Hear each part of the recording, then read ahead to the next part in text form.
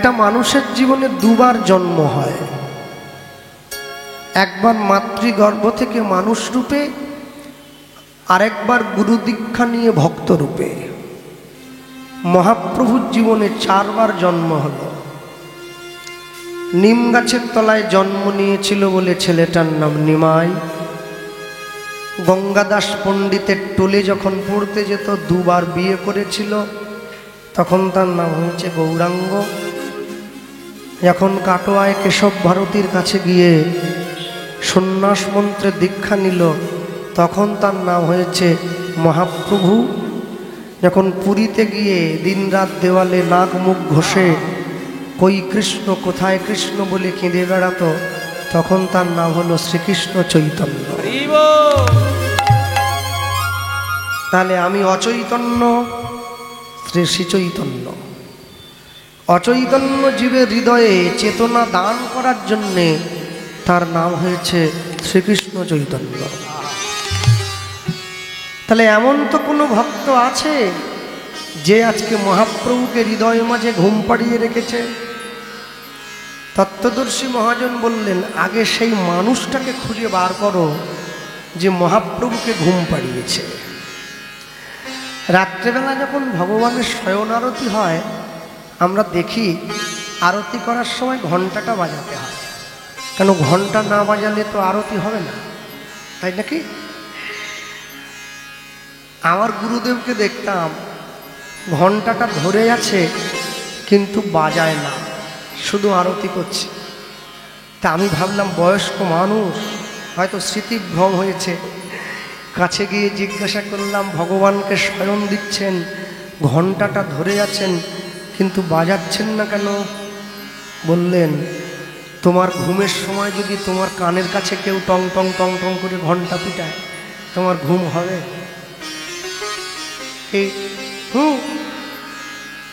আরে তোমার ঘুমের সময় তোমার কানের কাছে গিয়ে টং টং টং টং করে ঘণ্টা, না তা তো মোটেই হবে না। তা তোমার যদি না হয়, আমার মহাপ্রভু কি করে হবে? তাহলে ধরে আছেন কেন? নিচে রেখে দেন। ও যে নিয়মটা আছে না, ধরে আছে। তাহলে বাজাচ্ছেন না কেন? বলে অন্তর থেকে ভালোবাসি তাই বাজাচ্ছি না।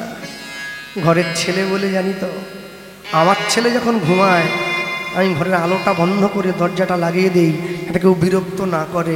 তো আমার নিজের ছেলে যখন ঘুমাচ্ছে, তার ঘুমটা আমি ব্যাঘাত করব? তাহলে মহাপ্রভু যার হৃদয়ে ঘুমিয়ে আছে, একবার তার দিকে তাকিয়ে দেখুন, সেই মানুষটা অন্য কেউ নয়। সেই মানুষটাকে গৌর অনুগত প্রাণ, গৌরের এক সহ অনুচরের মধ্যে একজন, যে গৌরকে নিজের করে পেয়েছিল, সে হচ্ছে শ্রীমতী বিষ্ণুপ্রিয়া ঠাকুরানী, যার অন্তর মাঝে মহাপ্রভু ঘুমিয়ে আছে। বিষ্ণুপ্রিয়ার অন্তর মাঝে মহাপ্রভু যে ঘুমিয়ে আছে, এই শোভাটা বড় অদ্ভুত। কোনো জায়গায় কোনো ক্ষেত্রে বৈষ্ণব মহাজন কলম দেন নাই ভুল করেও, যে বিষ্ণুপ্রিয়ার অন্তর মাঝে মহাপ্রভু ঘুমিয়ে আছে। দেখে ফেলেছিল একজন, কে জানেন? লোচন দাস ঠাকুর। বিষ্ণুপ্রিয়া দেবী বাধা দিয়েছিল, লোচন তুমি কিন্তু কথাটা কাউকে বলবে না। কেন জানো? সবসময় জানবে, তুমি যদি আমার গৌর প্রেমের কথা জগৎজীবকে জানিয়ে দাও, তাহলে জগতের মানুষ কিন্তু অতি সহজেই গৌর পেয়ে যাবে, আর কষ্ট করবে না। লোচনদাস ঠাকুর মুখে তখন হ্যাঁ বলেছে, হ্যাঁ হ্যাঁ মা, বলবো না বলবো না বলবো না, কিন্তু মনে মনে জানে আমি ঠিক জানিয়ে দেবো। যারা জানার তারা জেনে নেবে, আর যারা জানার নয় তারা সারা জীবন হরিনামে আসবে, বসবে, প্রসাদ নেবে, ঘরে গিয়ে ঘুমিয়ে পড়বে, আসল জায়গাটা ধরতে পারবে না। হ্যাঁ, রামকৃষ্ণ পরমহংসদেব বলতেন, মালা জপে বন্ধু, কর জপে ভাই, মনে মনে যে ভজে তার বলিহারি যায়। অন্তর দিয়ে যে ভজন করছে, সবার আগে তাকে প্রণাম করতে হয়। ভজনদর্শী মহাজন দেখলে বোঝা যায়, সে মানুষের সঙ্গে থাকে না, একা বসে থাকে গাছের তলায়, নীরবে তার নাম করে যায়। বিষ্ণুপ্রিয়া দেবীর দিকে তাকিয়ে দেখো, কেন সে মহাপ্রভুকে ঘুম পাড়াবার অধিকারটা পেল? এত মানুষ ছিল নবদ্বীপে, কেউ পেল না।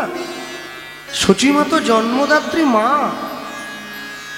জগন্নাথ মিশ্র পিতা, নিতাই চাঁদ নিজের ভাই, দাপরের বলরাম, ত্রেতার লক্ষণ, সত্যে সংকর্ষণ, কলিতে বলরাম, কলিতে নিত্যানন্দ। সে পেল না অধিকার নিজের ভাইকে শয়ন করাবে। এত ভক্ত যারা গত দুদিন ধরে কত কেঁদে কেটে কীর্তনীয়দের পায়ে গিয়ে পড়লো, তারা অধিকার পেল না। ওই বেছে বেছে একটা মেয়ে মানুষকে অধিকার দিতে হলো, যে ভজনের ভ জানে না, 12 থেকে 14 বছর বয়স যার, সে কি ভজন জানে? হ্যাঁ, আমি অনেক জায়গায় কীর্তনে গেলে আমাকে অনেকে বলে, এই যে কালো তিলকটা করেছেন আপনি মাহাত্ম্য জানেন? কালো তিলক করলেন? মাহাত্ম্য জানি না, আমার গুরুদেব বলেছে তাই করে নিয়েছি, আমি অত বলতে পারবো। হ্যাঁ, প্রশ্ন করে আমার, এই যে প্রশ্ন করা হলো, এই যে ভজনীয় অহংকার, আমি 1 লক্ষ মালা করি, আপনি করেন না। এই যে 1 লক্ষ মালা করি, এই যে ভজনীয় অহংকার, এতে আপনার ভজন নষ্ট হয়ে গেল, একবারে 1000 থেকে 10-এ গিয়ে ঠেকেছে। ভজনীয় অহংকার খুব খারাপ। কার ভজন কিরম এটা বাদ থেকে বলা যায় না। হ্যাঁ, বৈষ্ণবের ভজন দেবতার সাধ্য নাই বুঝিবারে পারে, দেবতা পর্যন্ত বুঝতে পারবে না, মানুষ তো সমান। হ্যাঁ, কে কিরম করে ভগবানকে ডাকে তুমি জানো না, বাইরে থেকে দেখে বিচার করছো। সামনে দাঁড়িয়েছে, আশ্চর্য কি জানেন? বিষ্ণুপ্রিয়া দেবীর দিকে তাকিয়ে দেখো, বিষ্ণুপ্রিয়া দেবীর ভাগ্যে বিয়ের যোগ নেই, মহাপ্রভুর ভাগ্যেও দ্বিতীয়বার বিয়ের যোগ নেই। তখন নীলাম্বর চক্রবর্তী ঠিক করেছিল, এদের দুজনেরই কারো ভাগ্যে বিয়ে নেই, এই দুটোকে বিয়ে দেব, এই দুটোকে দেব, কেন কারোরই তো নেই, এই দুটোকে দেব। জগন্নাথ মিশ্র ছুটে গিয়ে বলছে, কাজটা কি ঠিক হবে? বলে, অত শত বুঝি না, সিদ্ধান্ত যখন নিয়ে নিয়েছি তাহলে দেবই। মহাপ্রভু সেজে গুজে বিয়ে করতে গেল। বিয়ে করতে গিয়ে যখন বিয়ের বাসরে বসেছে, বিয়ের লগ্নটা একটু দেরি আছে, বিয়ের মণ্ডপ থেকে একটা পাতা ছিঁড়ে নিজের চোখের কাজল দিয়ে সেই পাতার উপরে ছোট ছোট করে লিখে দিচ্ছে বিষ্ণুপ্রিয়ার উদ্দেশ্যে, প্রিয়া, আমি কিন্তু সংসারে থাকবো না, কলিযুগের জীবকে আমায় বাঁচাতে হবে, আমায় হরিনাম দিতে হবে, তাই যদি তুমি বুদ্ধিমতী রমণী হও, তুমি এই মুহূর্তে এই বিবাহ প্রত্যাখ্যান করো। এটি গৌর হরি। পাতাটা মুড়ে কাকে দিয়েছে? বিষ্ণুপ্রিয়ার অন্তরঙ্গ সখী, যার নাম হচ্ছে কাঞ্চনা, যে প্রথমে এই প্রেমটায় সাহায্য করেছিল, তাকে দিয়েছি। তুমি প্রেম ঘটতে সাহায্য করেছ, প্রেম ভাঙতে সাহায্য করো। কাঞ্চনা বিষ্ণুপ্রিয়ার হাতে চিঠিটা দেওয়ার আগে মনে মনে ভাবছে, গৌরকে তো আমিও ভালোবাসি, কিন্তু আমি তো পাবো না, পাবে ও। কেন, ভালোবাসলেই যে সবাই পাবে এর কোনো মানে নেই, কিন্তু ভালো যখন বাসি, চিঠিটা তো একবার পড়ে দেখতে পারি। আড়ালে গিয়ে চিঠিটা খুলেছে, আর যখনই খুলেছে চোখে জল এসে গেছে। কি লিখিল? হ্যাঁ, আমার সখী সারা জীবন স্বামী থাকতেও স্বামীহীন হয়ে জীবন কাটাবে? না না না, আমাকে বাধা দিতেই হবে, আমি কোনোভাবেই এই বিয়েটা হতে দিতে পারি না। বিষ্ণুপ্রিয়ার কাছে গিয়ে চিঠিটা হাতে দিয়ে বলছে, সখী, বিয়েটা করিস না, বাড়ির পিছন দরজা দিয়ে পালিয়ে যাই, চল। হ্যাঁ, যে ছেলেটা বিয়ের আগেই তোকে বলে সংসারে থাকবে না, তার জন্য তোকে না জানি কত দুঃখ ভোগ করতে হবে, চল। বিষ্ণুপ্রিয়া দেবী কাঞ্চনার হাতটা ধরে বলছে, সখী, এতক্ষণ পর্যন্ত ভাবছিলাম বিয়েটা করব কি করব না, করব কি করব না, এবার আমি তোকে বলছি আমি বিয়েটা করবই করব। কেন জানিস? কেন? তুই জানা সত্ত্বেও কোনো মেয়ে আছে নাকি? হ্যাঁ, জানতে জানতে কোনো ছেলের গলায় মালা দেবে যে ছেলেটা সংসারে থাকবে না? নদীয়ার মেয়েরাই দেবে না, আমার মেদিনীপুরের মেয়ে তো দূরের কথা। নদী বিষ্ণুপ্রিয়া দেবী দিচ্ছে। কেন? কাঞ্চনার হাতটা ধরে বলছে, সখী, একটা জিনিস কি ভুলে গেছিস? একবার যদি বিয়েটা হয়ে যায়, সে যদি আমায় ছেড়ে চলেও যায়, তবু কিন্তু মানুষটা আমার, অন্য কারো নয়। মানুষটা শুধু আমার, অন্য কেউ আর অধিকার নিতে পারবে কি? পারবে না। বিয়ে হয়ে গেল, ফুলশয্যার ঘরে প্রবেশ করছে, সচিমায়ের ইচ্ছা পূরণ করছে। নিমাই, বৌমাকে নিয়ে একটু ফুলশয্যার ঘরে বস, আমি যুগল দর্শন করব। লক্ষ্মী নারায়ণের মতো মানিয়েছে দুটিকে। সত্য যুগের ভগবান লক্ষ্মী নারায়ণ যুগল, ত্রেতা যুগের ভগবান রাম সীতা যুগল, দাপর যুগের ভগবান রাধা কৃষ্ণ যুগল, কলিযুগের ভগবান গৌর বিষ্ণুপ্রিয়া যুগল। আমরা যদিও গৌরাঙ্গ মহাপ্রভুকে আসনে বসাই, বিষ্ণুপ্রিয়া দেবীকে আমরা কেউ মূল্য দেই নাই। কিন্তু বিষ্ণুপ্রিয়া না থাকলে তোমরা গৌর পেতে কোথায়? কোথায় পেতে গৌর? কোনোদিন পেতে না। দেখে নাও, তাকিয়ে দেখো, বিষ্ণুপ্রিয়া দেবীর হাত ধরে মহাপ্রভু ফুলশয্যার ঘরে প্রবেশ করছে। ফুল দিয়ে পালঙ্ক সাজিয়ে রাখা আছে। মহাপ্রভু কাছে দাঁড়িয়ে বিষ্ণুপ্রিয়াকে বলছে, প্রিয়া কি দেখছো? ফুলশয্যার পালঙ্ক। জানো তো প্রিয়া, মানুষ যেদিন ফুলের উপরে ঘুমায় সেদিন তার ফুলশয্যা হয়। ফুল যেদিন মানুষের উপরে ঘুমায় সেদিন তার অন্তিম শয্যা হয়। আমার মতো মূঢ় মুখস্থ বিদ্যায় টুকে পাশ করা কীর্তনিয়া এ কথার মূল্য দিতে পারবে না। এক জীবনে কেন, 7 জীবনেও পারবে না। এটা শ্রী গুরু মুখের কথা। মানুষ যেদিন ফুলের উপরে ঘুমায় তার ফুলশয্যা হলো। ফুল যেদিন মানুষের উপরে ঘুমাবে তার অন্তিম শয্যা হবে। তাকে কাঁধে করে শ্মশান ঘাটে নিয়ে চলে যেতে। মহাপ্রভু বিষ্ণুপ্রিয়াকে বলছে, প্রিয়া তুমি কোনটা চাও? তুমি ফুলের উপরে শোবে না ফুল তোমার উপরে শোবে?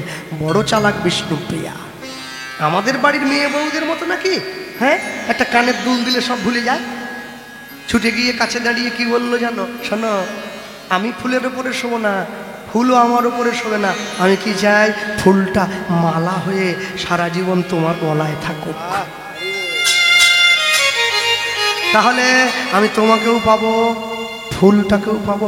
যার জন্য তো নদীয়ার মায়েরা, নবদ্বীপের মায়েরা কীর্তন শুনতে যাওয়ার সময় হাতে করে গেঁথে মালা নিয়ে যায়। এইখান থেকে শুরু হয়েছে, এইখান থেকে শুরু হয়েছে।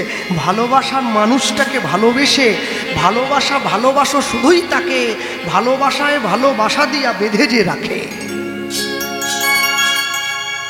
বিষ্ণুপ্রিয়ার হাত ধরে মহাপ্রভু ফুলশয্যার ঘরে প্রবেশ করেছে। আমাদের মতো কলিযুগের জীবকে উদ্ধার করার জন্যে কাটোয়ায় গিয়ে কেশব ভারতীর চরণে পড়েছে, গুরুদেব আমি এসেছি। বিষ্ণুপ্রিয়া ঘুমিয়ে আছে। ঘুমানোর কথা নয়। গৌরের মতো স্বামী যে মেয়ে পায় তার চোখে ঘুম থাকে নাকি? সোজা বিষয়টা মাথায় ঢুকছে না। হ্যাঁ, রক্ত মাংসের গড়া দেহ, এই দেহ রক্ত মাংসে ঠেলাঠেলি গুতগুতি করার জন্য মেয়েরা গোটা রাত্রি জেগে থাকে। আর যা গৌরকে যে নিজের স্বামী হিসাবে পেয়েছে সে আবার ঘুমোয়? কোনোদিন ঘুমোয়নি, জেগেই ছিল। মহাপ্রভু যোগমায়াকে আশ্রয় করেছে, একটু ঘুম দাও, নাহলে আমি যাবো কি করে? ও তো জেগে বসে আছে দরজা আগলে। আমি যেতেই তো পাচ্ছি না। আমি যদি না যেতে পারি তাহলে কলিযুগের জীবকে হরিনাম দেবে কে? হ্যাঁ, একটু ঘুম দাও। ঘুম দিয়ে দিয়েছে। গভীর নিদ্রায় নিদ্রাভিভূত চলে গিয়েছে। কেশব ভারতী বলছে, নিমাই 24 বছর বয়সে সন্ন্যাস নেওয়ার সময় নয় বাবা। যা, ঘরে যাও, সংসার করো। যৌবন বয়স, তোমার ধৈর্য কোথায়? একটা কথা মনে রাখবেন, জীবনে দুটো জিনিস খুব গুরুত্বপূর্ণ, যুবক ছেলে মেয়ে হোক বা বয়স্ক। কি? একটা হচ্ছে ধৈর্য আর একটা হচ্ছে বীর্য। দুটোকে যদি ধারণ করে রাখতে পারেন তবেই আপনি মহামানব হবেন, না হলে কোনোদিন পারবেন না। না হলে কোনোদিন পারবেন না, কোনোদিনের জন্য পারবেন না। হ্যাঁ, যা অর্জন করেছি দিয়ে চলে যাব আপনাদের মাঝে। পরবর্তী জীবনে যদি মানুষ হয়ে জন্মাই, আবার আপনাদের মতো ভক্তের দ্বারে এসে হাত জোড়ো করে সব আদায় করে নেব। তাহলে অর্জন করা যে কথাগুলো মানুষের মধ্যে ছড়িয়ে না দিয়ে গেলে কথা পেটে জমতে জমতে পেট তো বড় হয়ে যাবে, সমস্যা হয়ে যায় নাকি? হ্যাঁ, ধৈর্য আর বীর্য দুটোকে ধারণ করে রাখবেন। ধারণ করে রাখলে দেখবেন জীবনে একদিন অনেক উঁচু জায়গায় পৌঁছে গিয়েছেন। নিমাই ছুটে গিয়ে কে কেশব ভারতীর কাছে বসেছে। গুরুদেব, গুরুদেব বলছে আমি তোমার একটা পরীক্ষা করব নিমাই, দুটো পরীক্ষা করে নেব। মনে ভাবছে তুমি ভগবান কিনা বাজিয়ে দেখবো, আর মুখে বলছে তুমি আমার শিষ্য হওয়ার যোগ্য কিনা বাজিয়ে। কি? জিহাটা বের করো। জিভটা বের করেছে মহাপ্রভু, এক মুঠো চিনি এনে নিমাইয়ের জীবের অগ্রভাগে দিয়ে দিয়েছে। না, ধরো ধরো, মুখে ধরো। গুরুদেব চিনি দিচ্ছেন কেন? শোনো, মুখটা ভিতরে নাও, জিহাটা ভিতরে করে নাও, কিছুক্ষণ পরে জিহাটা আবার বের করবে, আমি তো আবার জিহাটায় ফু দেবো। যদি চিনিগুলো তোমার জিহায় মিশে না যায় তাহলে বুঝবো তুমি কামনা জয় করেছো।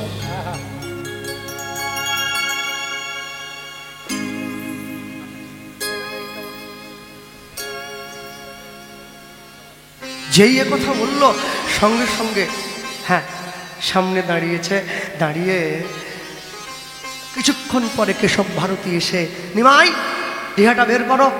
যেই জিহাটা বের করেছে জিহার অগ্রভাগে ফু দিয়েছে, আর যখনই ফু দিল চিনির দানাগুলো উড়ে চলে গেল। হে কি, এত বড় মানুষ তুমি!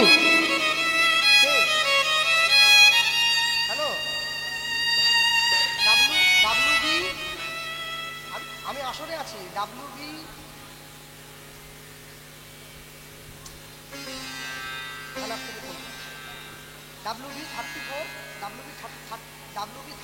BZ 4 BZ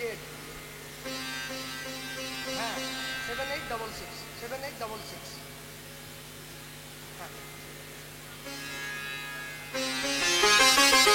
আমার হয়েছে যত জ্বালা।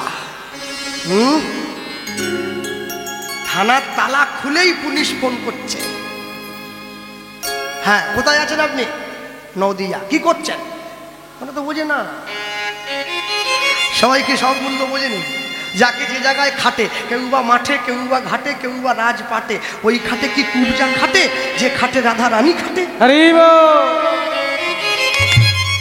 হ্যাঁ, সত্যি কথা বলতে কি জানেন, অন্য কিছু নয়, আমার কথায় কেউ রাগ করবেন না, আমি কথায় ব্যাঘাত হলো ক্ষমা প্রার্থী। আসলে আমার যেখানে বাড়ি, আমার আশেপাশের লোক তারা আমার বড্ড ভালোবাসে, একটু ততষ্ট হয়ে থাকে আর কি। ভোট এসে গিয়েছে তো বারবার ফোন করে খবর নেই আমার মা, ছেলেটা ঠিক আছে নাকি একবার দেখো। নদিয়া গেল, কোথায় মেদিনীপুর, কোথায় নদিয়া, খোঁজ নিচ্ছে। যাক, ছেড়ে দেন। তাই বলতে গিয়ে বলবো, নিমাইয়ের যখন জিহার অগ্রভাগে ফু দিয়েছে, কেশব ভারতী ছুটে গিয়ে নিমাইয়ের চরণে পড়ল। এ কি করছেন? গুরুদেব, আমি আপনার কাছে শরণ নেব, আর আপনি কি না ঘুরে? কেউ জানবে না, কেউ জানবে না, রাতের অন্ধকারে তোমায় প্রণাম করছি। নিমাই, আমি কানটা বাড়িয়ে দিচ্ছি, তুমি আগে আমায় একবার দীক্ষাটা দিয়ে দাও, তারপরে ঘুরে সেই মন্ত্রটা আমি তোমার কানে দিয়ে দেবো। আগে তো মহাপ্রভু কেশব ভারতীকে সন্ন্যাস মন্ত্রে দীক্ষা দিয়েছে, তারপর তো ঘুরে কেশব ভারতী সেই মন্ত্র গৌড়ের কানে দিল। এত সোজা ভগবানকে শিষ্য বানিয়ে নেবে তুমি? হ্যাঁ, ছুটে গিয়ে চরণে পড়েছে। আর যেদিনকে সন্ন্যাস হয়ে চলে গেল, সেদিন থেকে বিষ্ণুপ্রিয়া দেবীর গঞ্জনা শুরু হলো।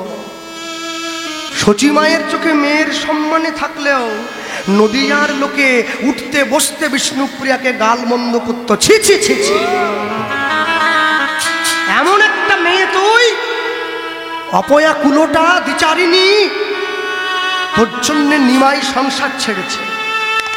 তুই যদি নিমাইয়ের গলায় মালা না দিতি, নিমাই কোনোদিন সংসার ছেড়ে চলে যেত না। দূর হয়ে যা। যার সামনে পড়ে সেই তাড়িয়ে দেয়, যার সামনে গিয়ে দাঁড়ায় সেই তাড়িয়ে দেয়। মনে সিদ্ধান্ত নিয়েছিল আত্মহত্যা তো করতে পারবো না, আত্মহত্যা মহাপাপ। আচ্ছা, আমি যদি কারো সামনে না দাঁড়াই, রাতের অন্ধকারে গঙ্গার থেকে স্নান করে এসে এক কলসি জল নিয়ে আসতো, সারাদিন অন্ধকার ঘরে বসে থাকতো, কারো সামনে মুখ দেখাতো না। অপয়া মেয়ে মানুষের মুখ যে কেউ দেখবে না। আর এই অপয়া কথাটা সেদিনকে আরো বড় করে উঠে এসেছিল। কোন দিন জানেন? যেদিনকে শান্তিপুরে অদ্বৈত আচার্যের ঘরে নিমাই শেষবারের জন্য এসেছে শচী মায়ের সঙ্গে দেখা করার জন্যে। নিতাই চাঁদের হাত দিয়ে খবরটা পাঠিয়ে দিচ্ছে, দাদা সবাই আসবে, বিষ্ণুপ্রিয়া যেন না আসে। সেদিনকেই অপয়ার তকমাটা আরো বড় করে নদীয়ার লোক তার অঙ্গে বসিয়ে দিয়েছে। কি রে? হ্যাঁ, যেটুকু হত্যা ভক্তি ছিল তোর জন্য মনে, সেটাও নষ্ট করে দিলি। হ্যাঁ, সন্ন্যাস হয়ে চলে যাচ্ছে যার স্বামী, শেষবারের মতো নিজের স্ত্রীর মুখটা দেখতে চায় না। হ্যাঁ, তোর মতো মেয়ে মানুষের মুখ পশু পক্ষীতেও যেন না দেখে। সাদা নদী আর লোক ছুটতে ছুটতে যাচ্ছে গৌরের কাছে, ছুটতে ছুটতে যাচ্ছে। বিষ্ণুপ্রিয়া দেবী ঘরের বারান্দায় আছাড় খেয়ে পড়ে কাঁদছে, সবাইকে ডেকে বলছে, তোমরা কোথায় যাচ্ছ? আমরা গৌর দেখতে যাচ্ছি। তুই জানিস না আমাদের এই নদীয়ার সোনার নিমা,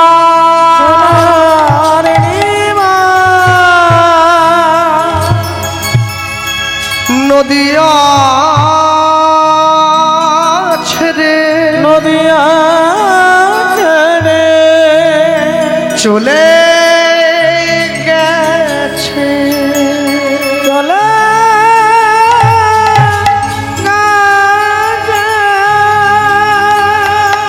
গৌর হরি।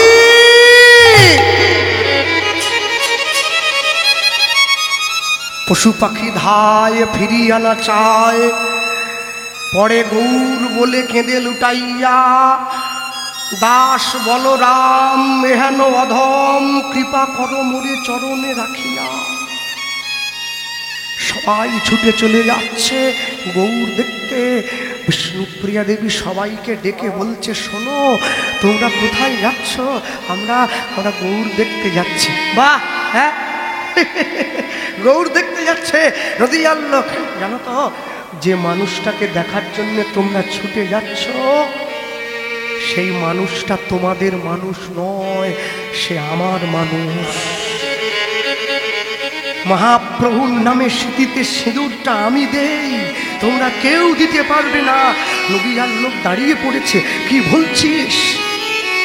এত অপমান, এত বঞ্চনা, এত দুঃখ সয়েও তুই গৌরকে এত ভালোবাসিস, এই জন্যই তো সে তো সারা জীবনে কোনোদিন তাকে দেখতে পাবি না, জেনেও তাকে এত ভালোবাসবো না, বাসবো না। কেন ভালোবাসি জানো? কলঙ্কি বলিয়া ডাকে সব লোকে, তাহাতে নাহিক দুঃখ, তোমারও লাগিয়া কলঙ্কের হার মোর গলায় পড়িতে সুখ। সবাই চলে যাচ্ছে গৌর দেখতে। বিষ্ণুপ্রিয়া দেবী ঘরের দরজাটা বন্ধ করে দিয়ে মাটিতে আছাড় খেয়ে পড়েছে। লোচনদাস ঠাকুর দাঁড়িয়ে গেছে জানলার বাইরে। প্রভু, এ তোমার কেমন বিচার? হ্যাঁ, তুমি না পতিত পাবন, তুমি না দয়াময়, নিজের স্ত্রীকে তুমি এইভাবে কাঁদালে?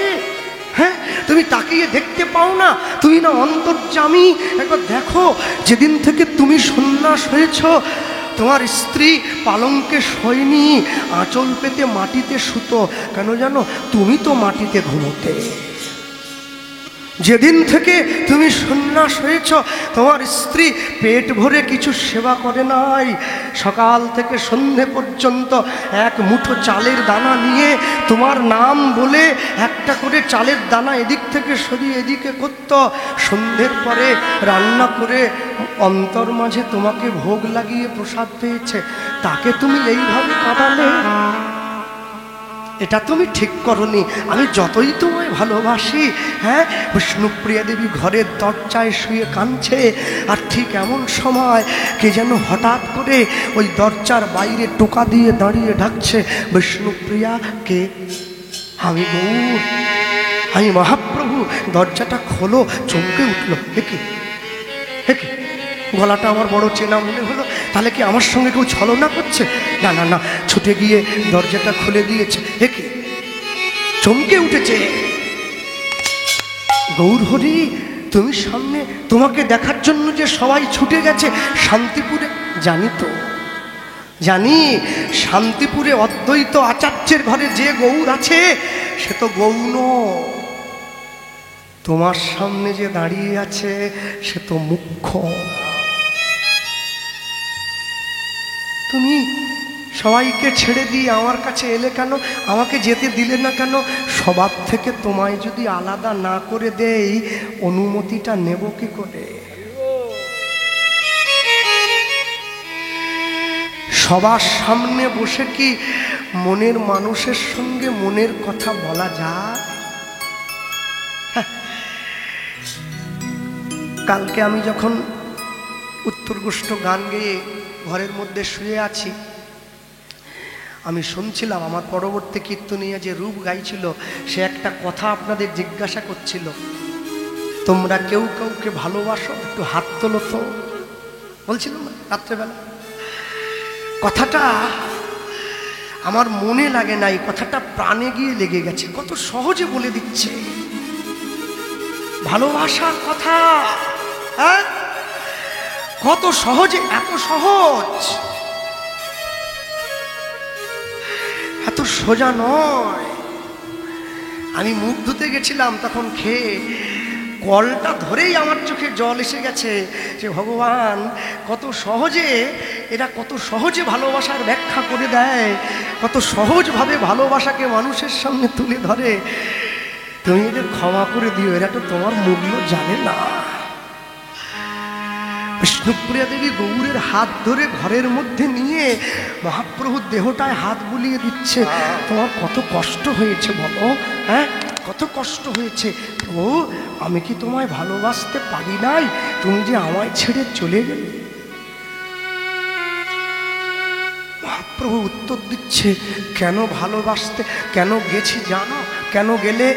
আমি জগৎজীবের মাঝে একবার পরখ করে দেখতে চাই, গোটা জগতের মানুষ আমায় যে ভালোবাসে তোমার থেকে বেশি কেউ ভালোবাসে কিনা, এটা জানার জন্য সবার মাঝে ছুটে। কেউ বাসে না তোমার থেকে ভালো, আমায় কেউ বাসে না। হাতটা বাড়িয়ে দিয়েছে, আমায় অনুমতি দাও, আমি সন্ন্যাসী হব। আমি অনুমতি দিলে তুমি খুশি হবে? হ্যাঁ, আমি বড় খুশি। ওইটা নেওয়ার জন্য তো এসেছি।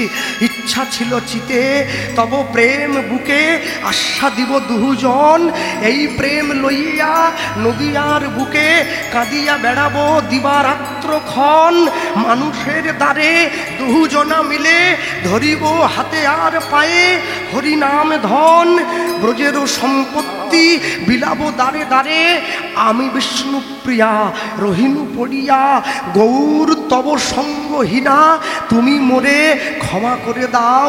আমি অভাগিনী, অভাগিনী প্রায় ফিরি দ্বারে দ্বার, নদীয়ার মানুষের ঘরে ঘরে। কহে লোচন দাস এহেন প্রেম আর কি ফিরিবে দ্বারে। চলে গিয়েছি, অনুমতি দিলা, সন্ন্যাসী হবে, কলিযুগের জীবের দরজায় হরিনাম বিতরণ করবে। শোনো, মহাপ্রভু যেইভাবে হাত বাড়িয়ে অনুমতি চাইতে এসেছে সেইভাবে বিগ্রহটা দারু বিগ্রহে পরিণত হয়েছে। ধামেশ্বর গৌরাঙ্গ দেখেননি আপনারা? পৃথিবীতে যত জায়গায় গৌর আছে দেখবেন হাত তোলা। বিষ্ণুপ্রিয়ার সেবিত গৌরকে গিয়ে দেখো, হাত বাড়ানো, অনুমতি চাইছে, আমার অনুমতি দাও, আমি সন্ন্যাসে যাব। প্রেমের মাধুর্যের বিগ্রহ ধামেশ্বর গৌর। আর যেদিনকে বিষ্ণুপ্রিয়া দেবী লীলা সম্বরণ করেছে, মহাপ্রভুর অন্তর মাঝে বিগলিত করেছে নিজের দেহ। কি করে বুঝবেন? গেলে দেখবেন ধামেশ্বর গৌরাঙ্গের নাকে নোলক পরা আছে, ওটা বিষ্ণুপ্রিয়া দেবীর নাকের নোলক। সেই নাসিকার নোলকখানি তার অঙ্গে মিশে আছে। হ্যাঁ, সেই অঙ্গে মিশেছে। সারা জীবন সেবা করেছে, মহাপ্রভুর চরণ সেবা করত। কোনো ফুল মহাপ্রভুর চরণে দেওয়ার আগে নিজের চোখের মণিতে লাগিয়ে দেখত ফুলের পাপড়িটা কোমল না শক্ত। যদি পাপড়িটা শক্ত হয় গৌর চরণে দেওয়া যাবে না। ভালোবাসার বিচার করো তুমি। চরণটা জড়িয়ে ধরেছে। আজকে সেই বিষ্ণুপ্রিয়া দেবী মহাপ্রভুকে জাগাচ্ছে, প্রভু উঠে পড়ো। নদীয়ার মানুষ সব জেগে বসেছে, উঠে পড়ো। হ্যাঁ, ভগবান তো এমনি ওঠে না, ভক্তের নয়নের জল গিয়ে আমার গৌরের চরণে পড়েছে। আর যখনই নয়নের জল গিয়ে আমার মহাপ্রভুর চরণে পড়েছে, আর থাকতে পারল না। এইবারে উঠে বসেছে। একই বিষ্ণুপ্রিয়া আমায় ডাকলে কেন? আমি কত শান্তিতে নিদ্রা যাচ্ছিল। প্রভু এমনিতেই মানুষ আমায় কলঙ্ক দিচ্ছে, লোক যদি তো আমি তোমায় ভুলে যাব। হ্যাঁ, উঠিয়ে ডাকছে, দেখো ময়ূরা, ময়ূরী রব, ময়ূরী রব, কোকিলের ধ্বনি, উলুধ্বনি, ময়ূরা ময়ূরী কোকিলের ধ্বনি, কত সুখে নিদ্রা যাহে আমার গৌর গুণমণি। কত সুখে নিদ্রা যাও গো গৌর গুণমণি। ও গো কত সুখে, সুখ বলছি কেন, সুখ বলছি কেন? তুমি কত দুঃখে এই জগৎ জীবের পাপ তাপ মোচনের দুঃখ, কলিযুগের জীবের নিত্য নিত্য অন্যায় অত্যাচার ব্যভিচারের দুঃখ সয়ে যদি বা একটু ঘুমাইয়েছিলে আমি তোমায় জাগাইয়ে দিলাম। ওগো কত সুখে নিদ্রা যাও হে আমার গৌর গুণমণি। কত সুখে নিদ্রা যাও গো গৌর গুণমণি। আর ঘুমায় না গৌর হরি, আর ঘুমায় না গৌর হরি। তুমি যে পতিত পাবন অবতরী, আর ঘুমায় না গৌর হরি। বলি কলির জীবের জীবের উদ্ধারকারী, আর ঘুমায় না গৌর হরি। বলি দেখো কত বেলা হলো, আর ঘুমায় না গৌর হরি। বলি এবার সঙ্গে লয়ে চলো, আর ঘুমায় না গৌর হরি। বলি নাম সংকীর্তনের মূরতি ধরি, আর ঘুমায় না গৌর হরি। বলি তুমি ছাড়া কে নাম দেবে জীবের হাতে ধরি পায়ে পড়ি, আর ঘুমায় না গৌর হরি। ওই জগাই বধাই কে উদ্ধার করবে কে তড়ি ঘড়ি।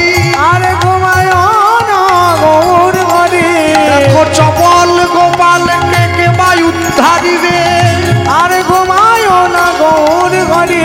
দেখো বলাই চাঁদ কাজিরে কে বা নাম দিবে, আর ঘুমায় না গৌর হরি। বলি রেখো তোমার চরণ তরি আর ঘুমায় না হরি গৌর ও। হরি।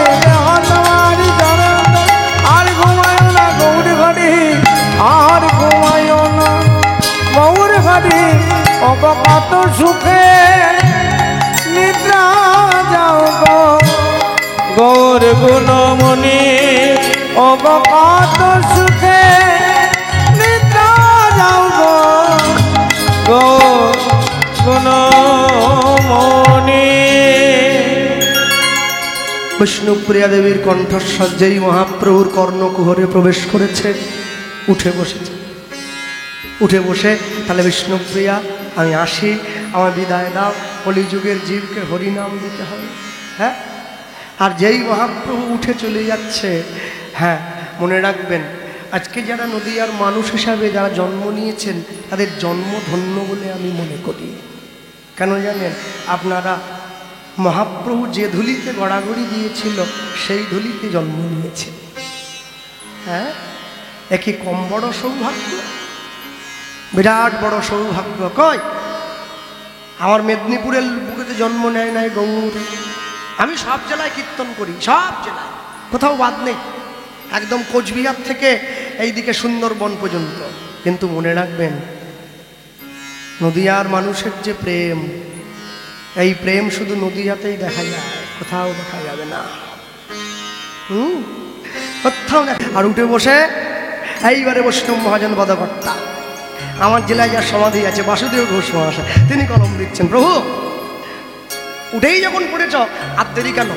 হ্যাঁ, কর জোর করি কহে বাসুদেব ঘোষে উলুধ্বনি, করে কহে বাসুদেব ঘোষে, কর জোর করি কহে বাসুদেব ঘোষে, কর জোর কহে কহে বাসুদেব ঘোষে।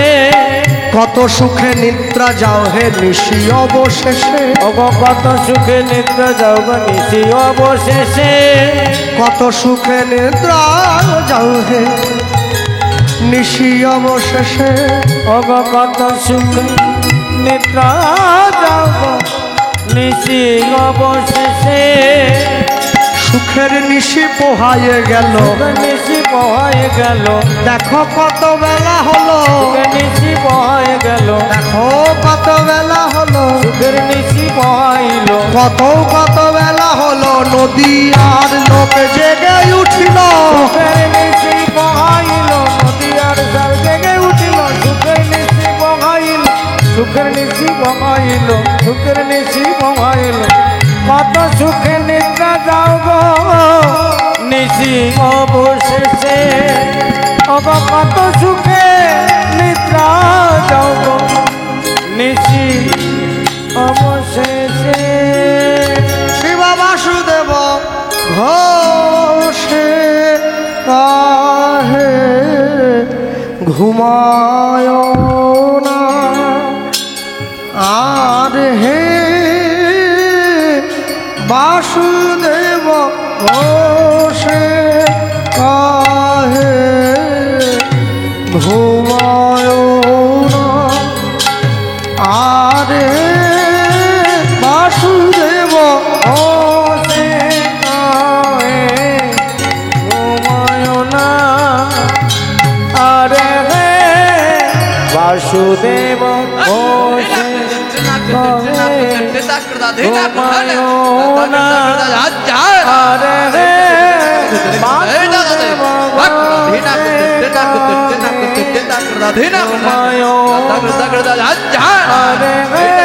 হে বাসুদেব ঘোষে কাহে ঘুমায় না, আরে হে বাসুদেব ঘোষে কাহে ঘুমায় না, আরে হে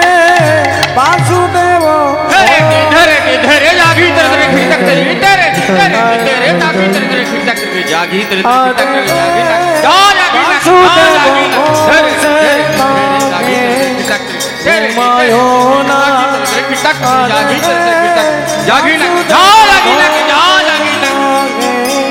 ঘুমায় না, আরে হে বাসুদেব ঘোষে কাহে ঘুমায় না, আরে হে বাসুদেব ঘুমায় না,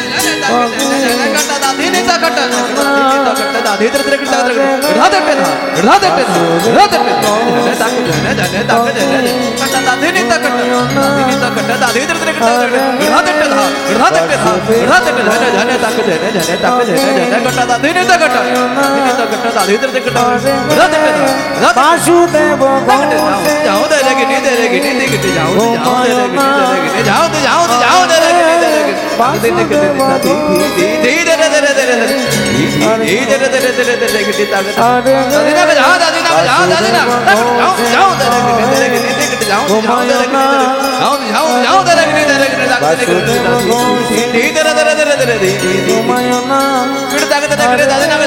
বাসুদেব ঘোষে কাহে ঘুমায় না, আরে বাসুদেব ঘোষে কাহে ঘুমায় না, আরে বাসুদেব ঘোষে কাহে ঘুমায় না, আরে বাসুদেব ঘোষে কাহে ঘুমায় না, আরে বাসুদেব ঘোষে কাহে ঘুমায়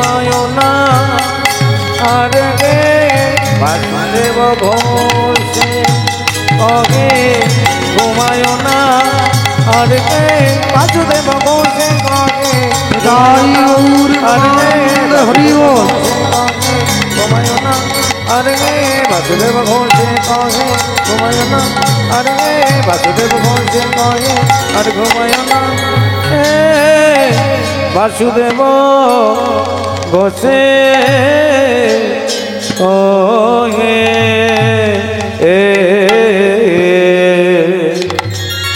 হ্যাঁ বেশ, আমরা মহাপ্রভুকে জাগালাম, এইবার জাগিয়ে বৃন্দাবনের মাটিতে বসো বসো, রাধা গোবিন্দ দুজনকে জাগাবো, তারপরে ঘরে ফিরব। আর বলতে গিয়ে সবার আগে বলবো, যখন উদ্ধব মহারাজ বৃন্দাবনে এসেছিলেন, বৃন্দাবনের শোভা দর্শন করে তিনি সুন্দর একখানি পয়ার ছন্দ ব্যক্ত করেছিলেন বৃন্দাবনের শোভা হেরে। সেই শোভাটা হেরেই আমরা বৃন্দাবনের মাটিতে প্রবেশ করব। আমরা বলতে গিয়ে বলবো সবার আগে, চলো। বন্দে নন্দন ব্রজ শ্রীনাথ পাদরেণুমভিকীর্ণস, বন্দে নন্দন ব্রজ শ্রীনাথ পাদরেণুমভিকীর্ণস, যাসং হরি কথামৃতম শুনতে ভুবনত্রয়, বন্দে নন্দন ব্রজ শ্রীনাথ পাদরেণুমভিকীর্ণস, যাসং হরি কথামৃতম শুনতে ভুবনত্রয়। বৃন্দাবন লুধ্বনি বৃন্দাবন মধুর মধুর বৃন্দাবন বৃন্দাবন মধুর মধুর হ্যার হরি নয়ন ভরি,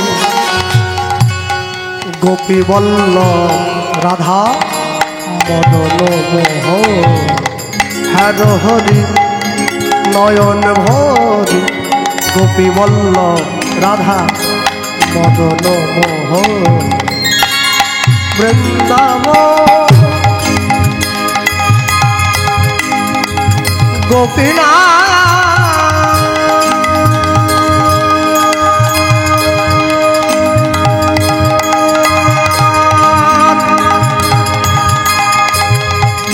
গোপী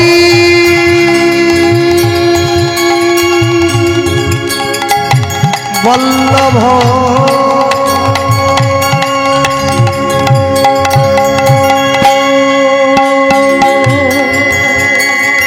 গোপী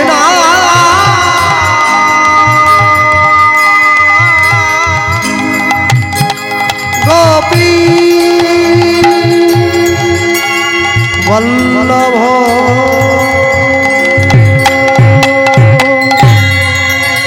बोलिए भाई वृंदावन धाम की, राधा रानी की जय, भगवान कृष्णचंद्र की जय, 64 महंत की जय, द्वादश गोपाल की जय, अष्ट कविराज की जय, 6 चक्रवर्ती की जय, पंच गोसाई की जय, षड़ गोस्वामी की जय, जार गुरुचरण शरण करे निताय गौर प्रेमानंद हरि हरि बोल। हरि हरि बोल। मधुमय श्रीराम श्री वृंदावने, वृंदावने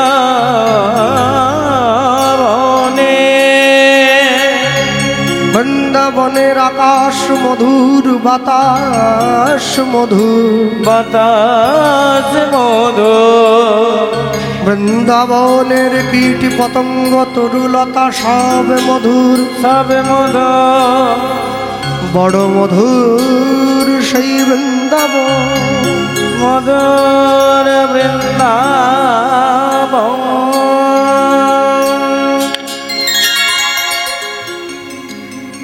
আরেকবার জিজ্ঞাসা করছি, কারা কারা বৃন্দাবন গিয়েছো? হাত তোলো দেখি একটু। হ্যাঁ, বেশ, তুলেছেন তো? আচ্ছা, এইবারে হাত তুলুন, কারা কারা বৃন্দাবনে গিয়ে রাধা গোবিন্দের লীলা দর্শন করেছেন? করেননি? রাধাকুণ্ডে ডুব দিয়ে বাঁকে বিহারীর পেড়া খেয়ে ঘুমিয়ে পড়েছে। বাঁকে বিহারীর পেড়া বড্ড স্বাদ, খোয়া ক্ষীরের তৈরি। আমি তো দিনে 2-3 বার চলে যেতাম, ইচ্ছে করে। শেষবারে ঠাকুর মশাই আমাকে, তুমি বারবার কেউ আতে হো, বাঙালি কা আদমি বহুত, একটা হবে না, নাই আবি নেই হোগা, যাও। আবার সন্ধ্যেবেলা 2-3 বার যাওয়ার পরে, ছিলাম তো অনেকদিন, 2-3 বার যাওয়ার পরে ও বুঝে নিয়েছে পথ ছাড়বে না। আমি হরি নাম ছেড়ে দিলেও নাম ছাড়বে না, হ্যাঁ, সরিয়ে রেখে দিত, বলে আসবে ও বেটা, ঠিক আসবে, হ্যাঁ। আর যখনই হাতটা বাড়াতাম, আমার হাত দেখে তুমি ফির আগে যা। শেষবারে তো বেশি করে দিয়ে দিস, কালে মুঝে মদ দিখানা, 4টে পয়সা দিয়ে দিয়েছে। মদ দিখানা বললে হবে? আমি তো আবার ভোরবেলা উঠে, হ্যাঁ, যাক। তা আমি ভাবলাম আমি বুঝি বাঁকে বিহারীর পেড়া একা খাচ্ছি, সবাই তো খাচ্ছে, খেয়ে দিই, পাচ্ছে বলবো না, খাচ্ছে। হ্যাঁ, হরিদাস ঠাকুরের কাছে যখন লক্ষ্যইরা গিয়েছিল, সকলে জানেন তো, 1 বার 2 বার 3 বার, শেষের বারের বার সেজে গুটে যায়নি, সাদা শাড়ি পরে চলে গিয়েছে। নববিধা ভক্তি প্রথমেই আছে শ্রবণং, কীর্তন শ্রবণ কর। তা কীর্তন শ্রবণ যদি হরিদাস ঠাকুরের মতো সাধুর মুখে হয়, এ কি আমার মতো পাষণ্ডের মুখে কীর্তন নাকি? হ্যাঁ, সুখদেব মহারাজের মুখে হরিকথা শুনে মহারাজ পরীক্ষিতের মৃত্যু ভয় চলে গেছে, আর আমার মুখের হরিকথা শুনলে লোকের মৃত্যু ভয় বেরিয়ে যায়। তফাৎ দুটো লোক আছে না? তো হরিদাস ঠাকুরের মতো সাধুর মুখে 3 দিন হরিকথা শুনেছে, ওর অন্তরে বৈরাগ্য এসে গেছে। 4 দিনের দিন সাদা শাড়ি পরে দাঁড়িয়েছে। কেন কথাটা বলছি এক্ষুনি বুঝবে, বৃন্দাবনের কথা বলছি বলে। 4 দিনের দিন লক্ষ্মীরা হরিদাস ঠাকুরের কাছে গিয়ে বসলো। হরিদাস ঠাকুর লক্ষ্মীরাকে বলছে, মা, 3 দিন ধরে তুমি আমার কাছে এসছো, আমি তোমার সঙ্গে কথা বলতে পারিনি মা। কি করে বলবো? আমার যে দিবানিশী 3 লক্ষ নামের ব্রত আছে মা, নাম পূরণ না হলে তো কথা বলতে পারবো না। ঠাকুর, আমি রাগ করিনি। কেন এলে? কেন এসছি জানো? একজন পূর্ণ যুবতী রমণী একজন পূর্ণ যুবকের কাছে যা চায়, আমি তোমার কাছে সেইটা চাইতে এসেছি। আমায় রতি দাম দিয়ে দাও, আমি চলে যাব। হরিদাস ঠাকুর ইশারা করে বললেন, দেব। লক্ষ্মীরা মনে মনে ভাবছে, এই তুমি বাবাজি? হ্যাঁ, এই তুমি সাধু? হ্যাঁ, আমার মতো মেয়েকে দেখে তুমি সব ভুলে গেলে, তোমার নাম জপ ভজন সাধন সব চলে গেল। কি বাড়ির বাবা মায়েরা কি ভাবে? যদি কোনো রকমের ছেলেটা একটু কৃষ্ণ ভক্ত হয়, তাহলে দুম করে একটা বিয়ে দাও। বিয়ে দিলে দেখবে ও সব ভক্তি ভক্তি গাছে উঠে গেছে সব। হরিদাস ঠাকুরের দিকে তাকিয়ে লক্ষ্মীরা মনে মনে ভাবছে, তুমি এই সাধু, আমায় দেখে তুমি সব ভুলে গেলে। হরিদাস ঠাকুর ইশারা করছে, যাও স্নানটা করে এসো গঙ্গার জলে। ঠাকুর, গঙ্গার জলে কেন? শোনো মা, পুকুরের জলে, কলের জলে স্নান করলে গায়ের ময়লা দূরে যায়, গঙ্গার জলে স্নান করলে মনের ময়লা দূরে যায়। যাও। স্নান করে এসে লক্ষ্মীরা বসেছে, ঠাকুর এবার আমাকে দিয়ে দাও, আমি তোমার কাছে দেহ সুখ ভোগের জন্য এসছি। হরিদাস ঠাকুর লক্ষ্মীরাকে প্রশ্ন করছে, কোন সুখ নেবে? 1 ঘন্টা 2 ঘন্টার সুখ না সারা জীবনের সুখ? যে কোনো এই বলবে সারা জীবনের সুখ। যদি 1 ঘন্টা 2 ঘন্টার জন্য সুখ চাও দেহ বাড়াও, সারা জীবনের জন্য যদি সুখ চাও কান বাড়াও। বুদ্ধিমতী মেয়ে কানটা বাড়িয়ে দিয়েছে। হ্যাঁ শোনো মা, জড়জাগতিক নারী পুরুষ একে অপরকে যে রতি দান করে আমি তোমাকে সেই রতি দেব না। আমি তোমাকে কোন রতি দেব জানো? হ্যাঁ তুমি যে বললে দেবে, দেবো তো। কোন রতি? আমার মুখের দিকে তাকাও। তাকিয়েছে কে? গুরু মন্ত্র লিঙ্গখানি, শিষ্যের কর্ণজনিখানি, নিষ্কামেতে হইবে রমণ, রমণ হরি নামের বীর্য ফোঁটা, পূর্ণ হবে মনের মণিকোঠা, চিত্ত নিতাই করবে আস্বাদন, আস্বাদন। এই নামে গর্ব হলে জ্ঞান নামক পুত্র ফলে মাগো, মাগো এই নাম নয় মা আরো নাম আছে, এই নাম তোমায় লয়ে যাবে সেই নামের কাছে, নামের কাছে। পরিত্র বেশের সাধন করিলে কোন সে বরণ হয়, আরণ কোন বৃন্দাবনে নব নাম হয়, সকলই আনন্দময়, সকলে আনন্দ। কোন বৃন্দাবনে রস উপজয় শোভার জন্ম হয়, সবার জন্ম এবার জ্ঞান দাসে কয় সেই বৃন্দাবন জীবের হৃদয় মাঝে রয়। জীবের হৃদয় মাঝে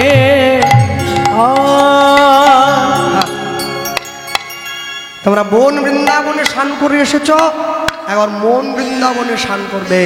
নয়নের জল দিয়ে মন বৃন্দাবনে নিজের দেহটাকে ভেজাবে।